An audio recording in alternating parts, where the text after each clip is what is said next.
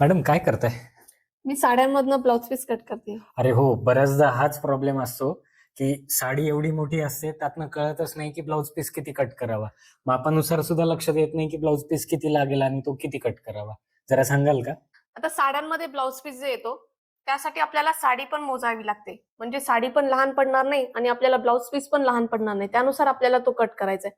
प्रत्येकाची बॉडी वेगळी असते. काहींना साडी कमी लागते, काहींना जास्त लागते. तर त्यांच्या बॉडीनुसार ती साडी ठेवून आपल्याला कट करायची असते. मला मी आज एक सोपी ट्रिक सांगते की तुम्हाला साडीमधनं ब्लाउज पीस कसा कट करायचा आहे. ही आपली साडी आहे, याचा पीस पाहायचा आहे आपल्याला. बऱ्याचदा साडीला पीस हा पदराकडनं येतो. तो पीस तर आपल्याला पदराला थोडासा प्लेन कपडा ठेवून डायरेक्टली कट करायचा आहे. याच्यामध्ये काही इश्यू येणार नाही, कारण की पीस आपला पदराच्या साईडने आहे. त्याच्यामुळे आपल्याला तो आहे तेवढा कट करायचा आहे. पदराची डिझाईन जशी आहे त्याला फक्त इक्वली 2 इंचावरती कट करा.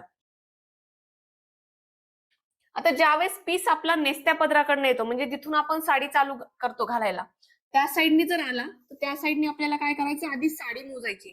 कशी मोजायची ते मी दाखवते. जर तब्येत जास्त असेल तर तुम्हाला 6 मीटरची साडी लागू शकते. तर 5.5 मीटर कमीत कमी आपली साडी राहिली पाहिजे. आपल्याला साडी मोजायची आहे. साडी मोजताना आपल्या या खांद्यापासून या हातापर्यंत अशी मोजायची आहे, किंवा तुम्ही टेपनी मोजून घेऊ शकता. आपल्याला असं 5 वेळेस मोजायचे. हे झालं आपलं 5 मीटर, किंवा टेपनी मोजून 5 मीटर घ्या.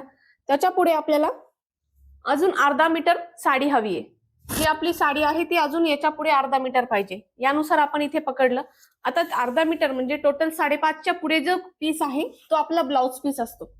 आणि ब्लाउज पीस त्याच्यापेक्षा पण जास्त मोठा असेल किंवा त्यांच्या मापाला तेवढा लागत नसेल तर अजून थोडासा कमी कट करा. साडीमध्ये एक्स्ट्रा कपडा राहू द्या.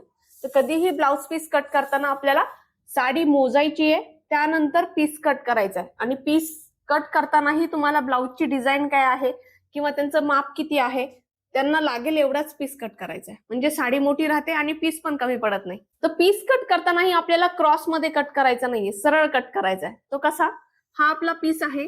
तो पीस आपला जिथून चालू होणार आहे, आपल्या साडीला असा फोल्डिंग मध्ये पकडायचा आहे. हा पकडल्यानंतर कुणाला तरी आपल्याला वरती पकडायला सांगायचंय आणि 2 बोट आपल्याला असे ठेवायचे कात्रीच्या प्रमाणे, आणि हा पीसला असे फिरवत आपल्याला न्यायचंय. म्हणजे आपल्याला सरळ मध्ये ब्लाउज पीस भेटतो. ब्लाउज पीस आणि साडी दोन्ही आपला क्रॉस होणार नाही.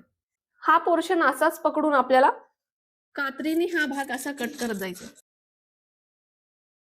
यानुसार कटिंग केल्यानंतर पीस आणि साडी दोन्ही आपल्याला सरळ भेटते, क्रॉस होणार नाही आणि आपली कटिंग प्रॉपर होते. अशाच टिप्स अँड ट्रिक्स साठी फॉलो करा.